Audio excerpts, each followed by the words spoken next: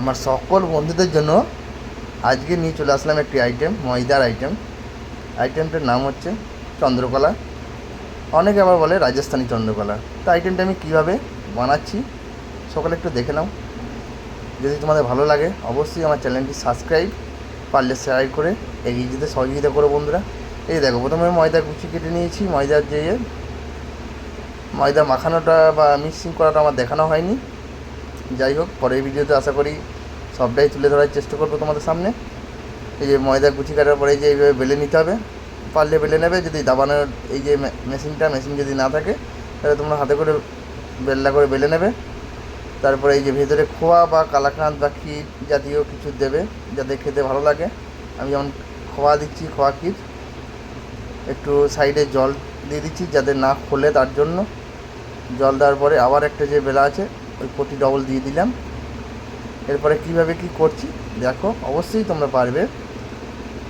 আর সবাই একটু পারলে ভিডিওটি সবার মধ্যে ছড়িয়ে দেওয়ার চেষ্টা করবে যাতে আরও নতুন নতুন বন্ধুরা দেখার সুযোগ পায়।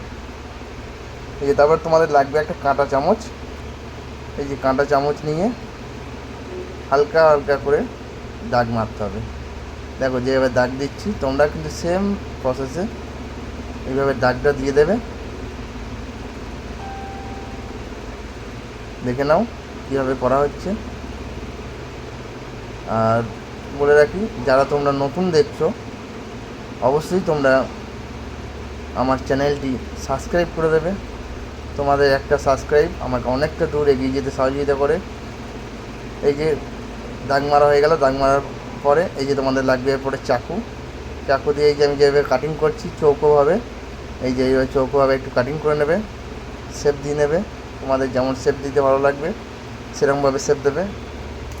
সাইডগুলো একটু যদি তোমাদের গোল ভালো লাগে তাহলে গোল করে কেটে নেবে, কারণ সাইডগুলো অতটা ফিনিশিং থাকে না, তাই একটু করে বাদ দিলে আরও দেখতে ভালো লাগবে।